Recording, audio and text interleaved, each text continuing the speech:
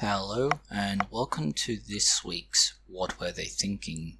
This week we do not begin with China, but instead one of America's growing pastimes, kale. Kale is now one of the most pesticide-contaminated vegetables. Let that sink in for a moment.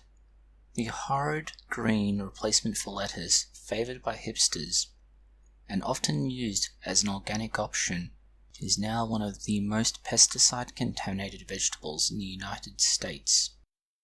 According to a non-profit environmental group, which lists various fruits and vegetables each year in a guide to the most contaminated products, kale is the third most contaminated product, behind strawberries and spinach. Interestingly, it was not the most common pesticide in use in America, glyphosate, but rather another product called DCPA, which is marketed under the name Dacthal. It was introduced to the US in the 1950s as a weed killer for strawberries, vegetables, beans, and cotton, and in the 1990s became widely used. This is one of 5 pesticides that were found to contaminate the samples, but it was by far and away the most prevalent. While the doses on the kale are nowhere near adequate to cause any adverse health effects, this is an ironic turn of fate. The next story is about the photo of mushrooms growing on Mars. It was published in a little-known scientific journal. It was then found by the tabloids, who wrote it up as something more than it actually is. If the writers for these tabloids had bothered to look at the journal in which it was originally published, the Journal of Astrobiology and Space Science, they would have been able to see that it is not a particularly serious or meritorious journal. It seeks papers from all points of view, including protecting Earth from Martian organisms. This is one place in which, as a serious academic, you may not wish to submit your paper. However, this was put in there. That is the case, despite objections from both editors and experts. One editor continued to want it to be removed, even after it had been published. Within academic publishing, that is a faux pas. The photos that were used for this article originate from NASA's Opportunity rover. In 2004, they came across millions of these little structures that NASA named blueberries, and analyzed them. Analysis found that they were made of iron oxide. This is effectively rust. They are about 3 centimeters across. NASA believes that they are not biological in nature. Instead, they are a geological phenomena. The group in question publishing this paper has been heavily criticized by both experts and the public. In slightly more realistic news, the male birth control option has taken one step further on. A contraceptive pill for men as a new drug has been on the go for many years now, with some rather high-profile, unsuccessful clinical trials. This week, scientists in the US announced that their experimental oral drug had been deemed safe and tolerable and resulted from a Phase 1 clinical trial of 40 men. Unlike the last attempt at this, which left at least one man sterile, and many other complications, this appears to be advancing with surprising success. The pill they used has 2 hormonal activities. One is to decrease sperm production. The second preserves libido. For 28 days, 30 participants took a low or high dose of the drug in question, and the remaining 10 took a placebo. Those on the experimental arm demonstrated significantly reduced levels of luteinizing hormone and follicle-stimulating hormone that are both required for sperm production. This 28-day Stage 1 clinical trial was testing for safety and some efficacy, but such promising early results are a good sign and strongly indicate it will move on to the next stage of clinical trial testing. Unfortunately, it's likely to be at least 10 years before it goes to market. Depending upon how you feel about rabbits, the following news may be horrifying or hilarious. There is a bizarre little spider that has a pretend rabbit head on its back. In other strange animal-related news, sun bears have been found to be able to mimic each other's facial expression in social situations. This is something that only a few animals can actually do. Humans and other apes being particularly good examples. Being able to provide a facial expression in response to communication from another individual is a core tenet in human communication. It is a major thing that helps to facilitate it. It's used extensively in our species, but only great apes otherwise do so. It requires a complex series of muscle movements and brain structures to match. The researchers discovered this complex behavior while watching recordings of the bear from a Borneo conservation. They found the bears would either move their lips to expose their upper incisors and to wrinkle their nose, or they would do the same thing but without exposing their incisors. The first instance occurs during rough play, whilst the second during less rough or simple recreational play. What they found secondary to that was that the bears would use the second expression when the other bear was looking at them, and then they would respond with it. This is similar to the way if you're smiling at one person, they are likely to smile back at you. In another natural wonder, the super bloom in California has just been trampled by hikers. California's desert, which normally looks barren and forsaken, has come to life with a colourful display of flowers everywhere. This is the super bloom. Unfortunately, some rather well-off individuals decided to not only land a helicopter in the middle of the flowering field, but to then begin hiking their way around the area. This tramples and damages the bloom, which means that for years to come it is unlikely to return at the same level. After park officials tried to catch them, they retreated to their helicopter and flew off. The importance of this is that these occur only as a consequence of good weather and plenty of water. It transforms a barren desert into a flower garden for a brief time. As the park authorities noted, a trampling that occurred in 2017 has decimated areas and they have yet to return to their health more than 2 years later. The actions by the pair in this instance may have damaged the bloom. In an interesting case of long-term damage, a research project has found that the flu results in taste buds developing in the lungs of mice. The research team found that the lung tissue was accompanied by inflammation that refused to vanish after all signs of the flu infection had gone. They decided to follow this up. They infected mice with the H1N1 strain and took samples of their lung tissue over the following weeks. The team found that the chemical signals weren't the usual type for their flu. They were a type that indicated external threats, such as allergens and parasites that normally do not enter the cell. This kind of finding is normally associated with something called the tuft cell. These are found not just on the tongue, but in a number of tissues, throughout the digestive system, and in the epithelial lining. They have little microvilli on top that project out into the cavernous areas. Their exact role isn't clear, and there's been evidence mounting that shows that they have a role in the immune system. This led the researchers to look for them in the lungs, and they found them in the alveoli, the areas where gas exchange occurs. This is not a normal finding, and the researchers were curious as to why they had suddenly appeared there.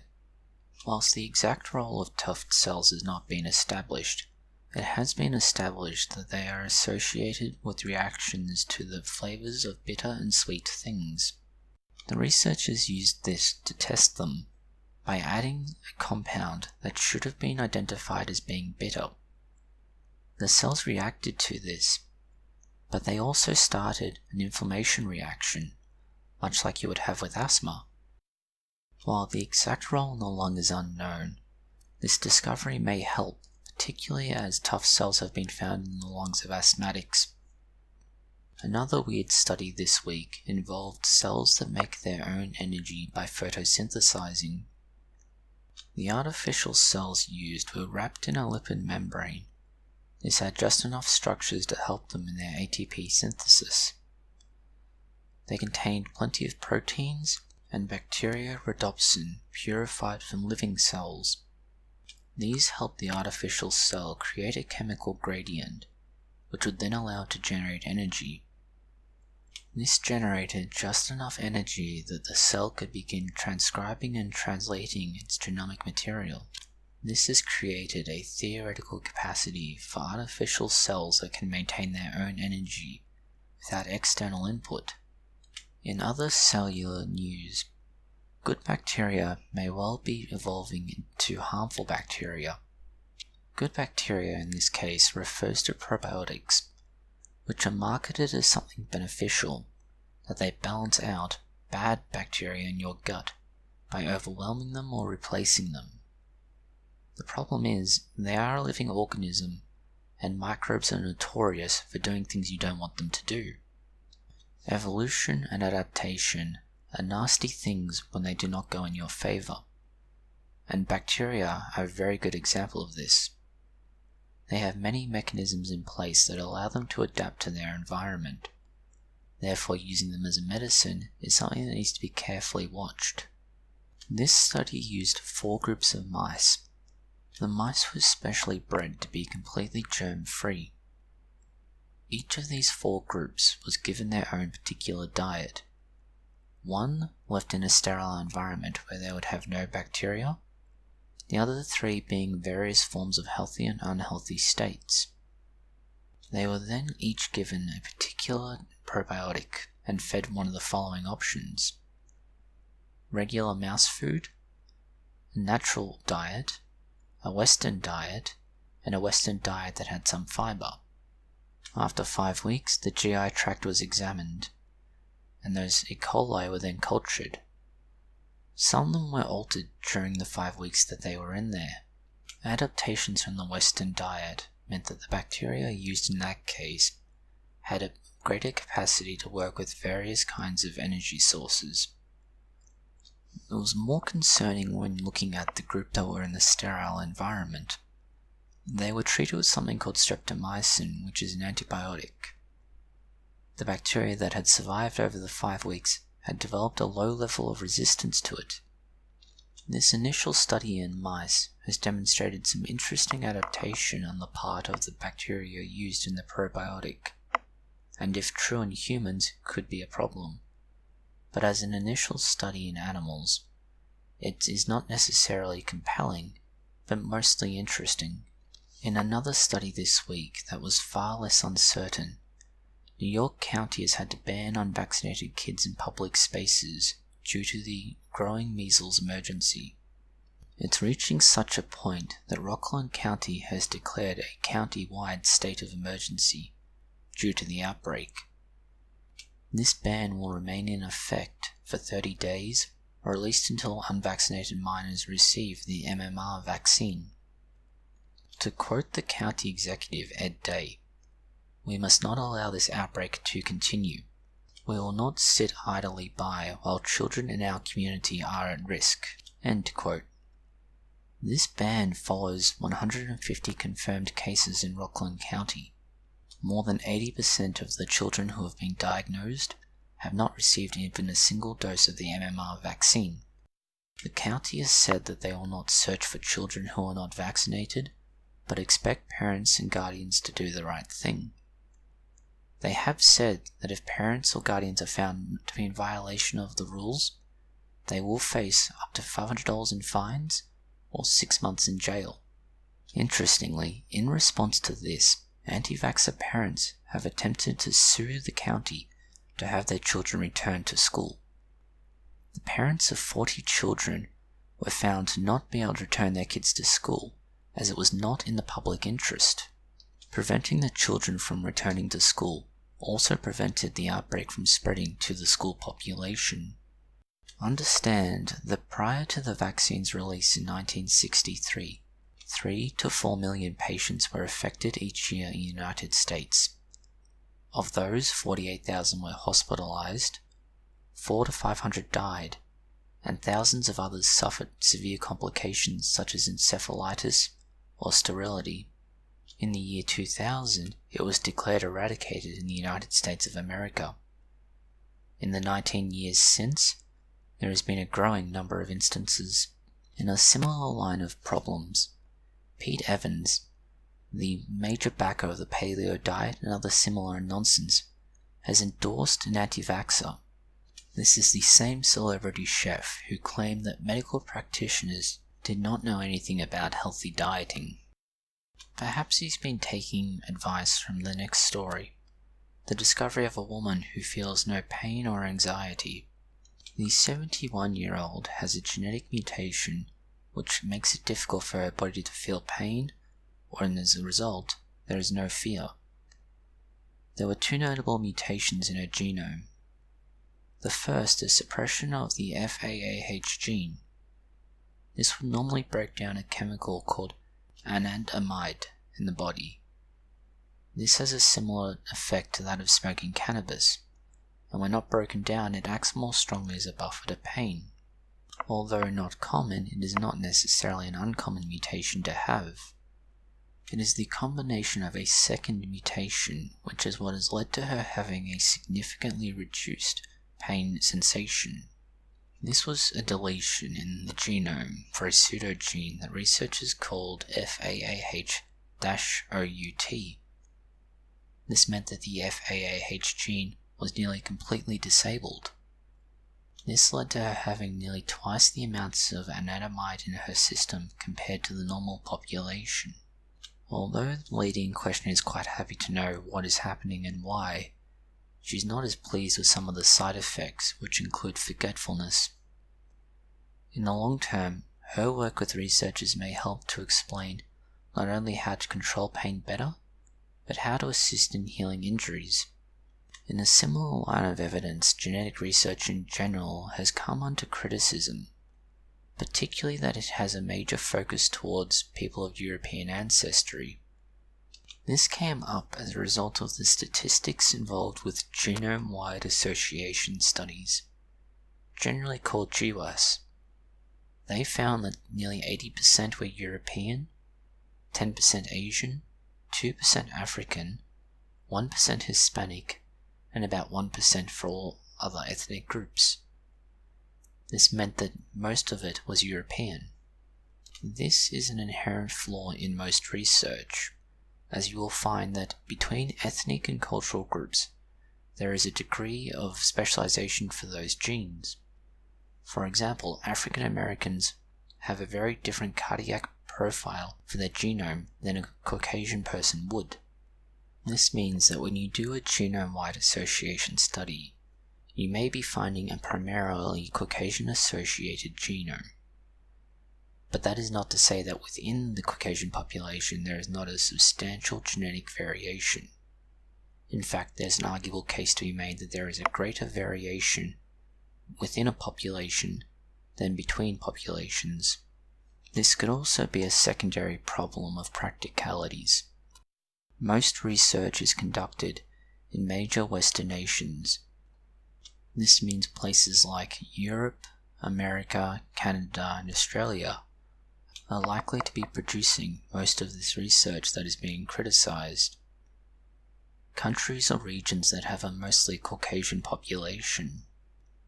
The numbers that have been quoted generally reflect the distribution of the population in these countries.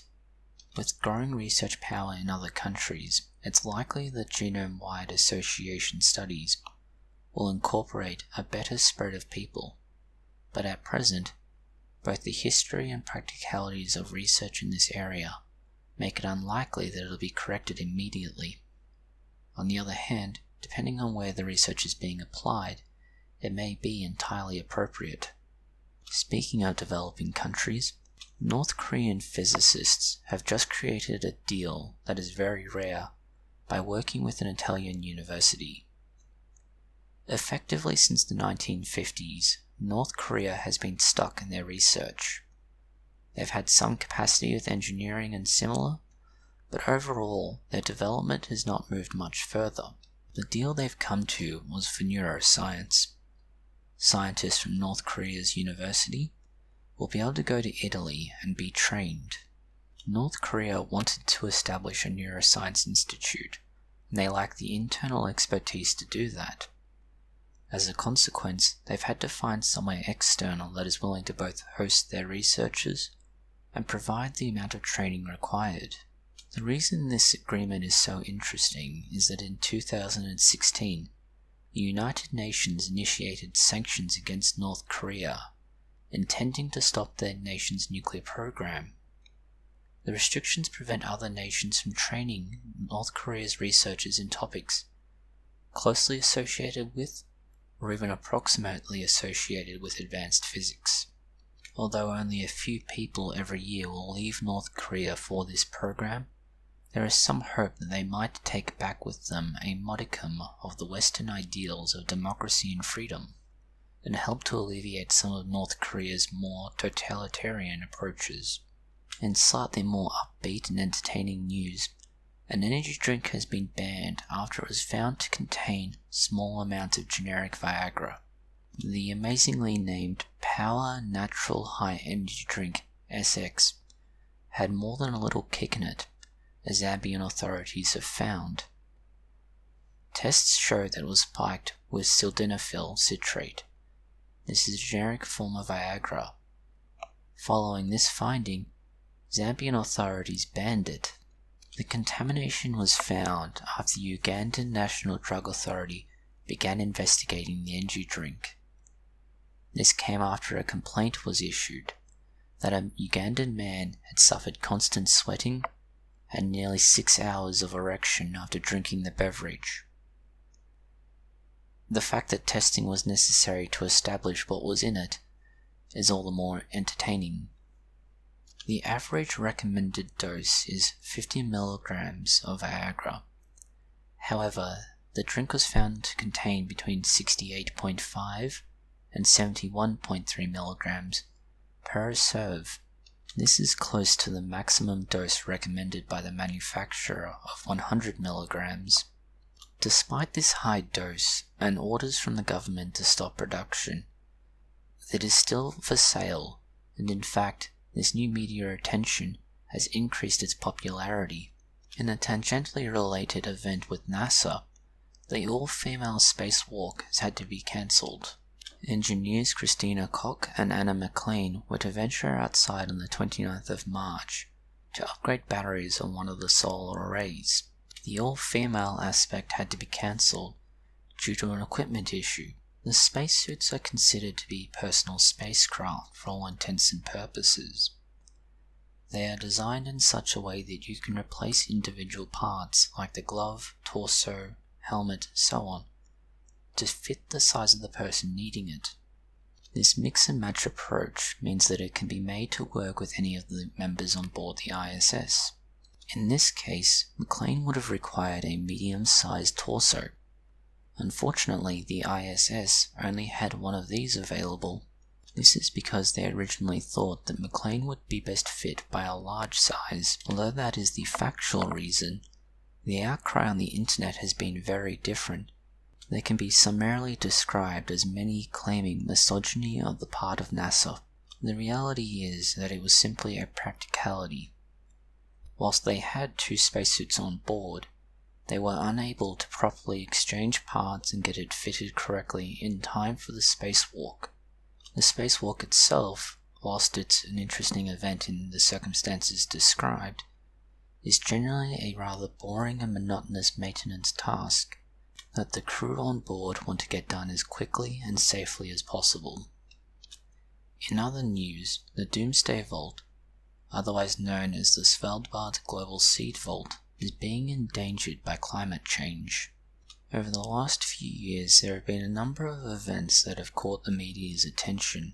This includes an avalanche, and at one point, water freezing in the entrance tunnel to the vault.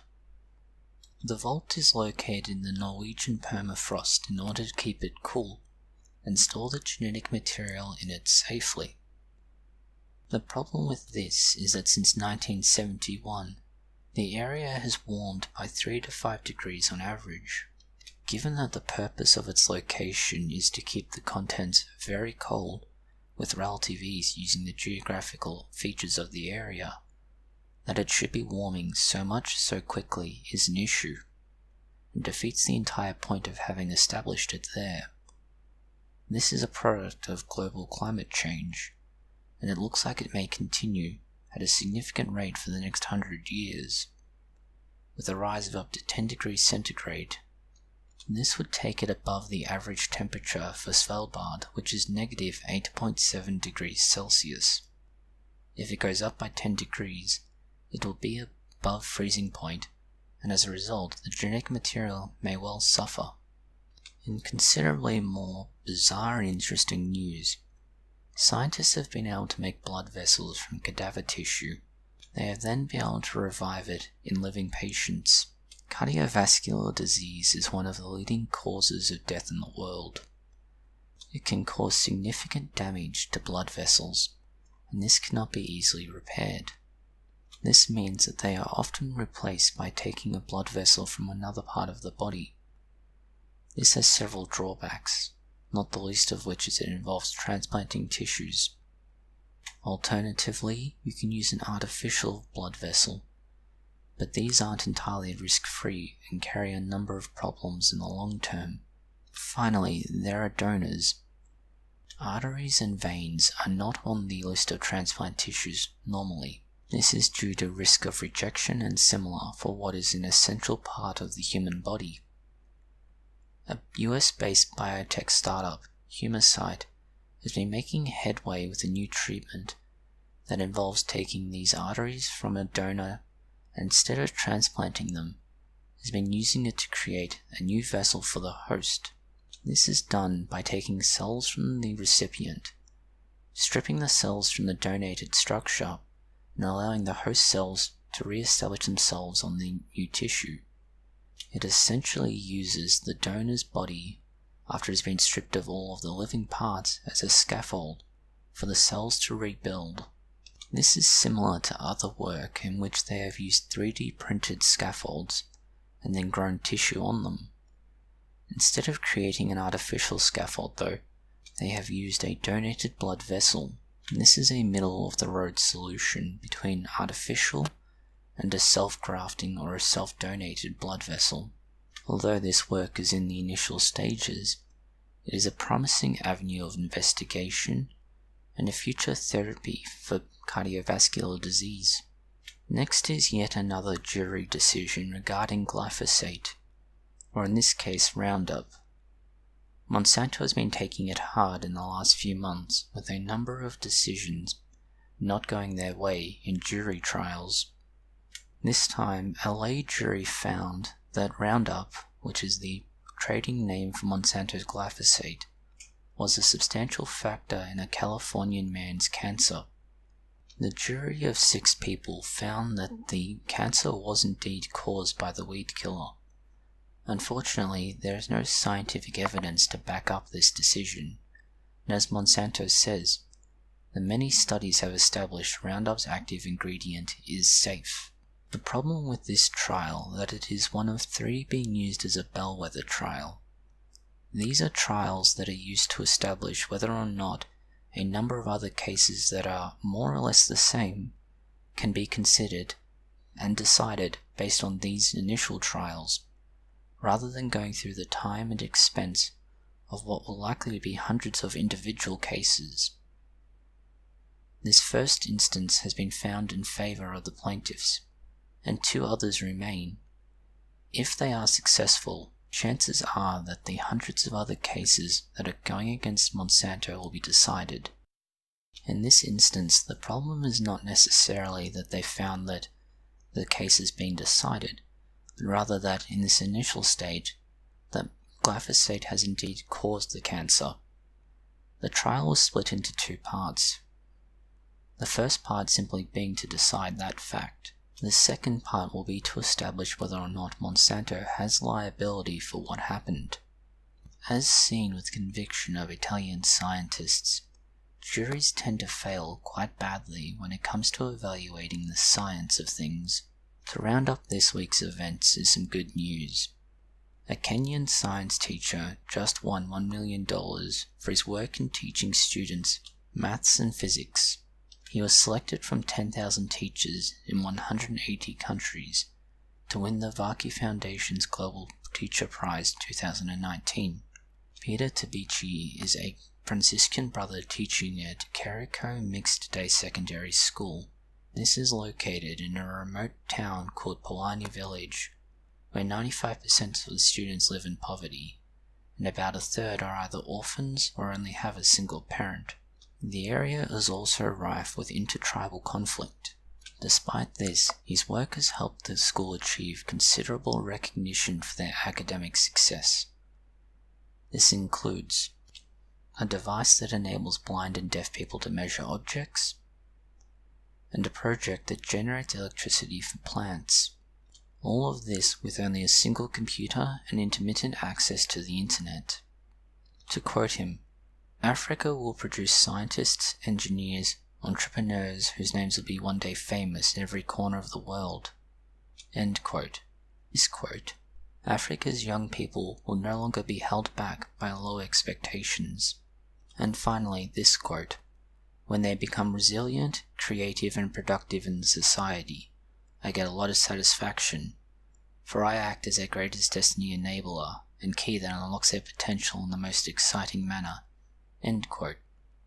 This is clearly someone who is going to great efforts and sees the usefulness and benefit of enabling the future of children, while at the same time recognizing that they will face barriers, and the only way they're going to get ahead is by overcoming those barriers, something we are decreasingly seeing in the West.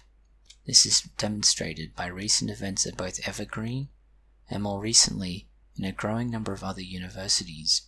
Thank you for watching this video. If you have found it interesting, consider liking, sharing, and subscribing. Please post any comments, questions, or suggestions below.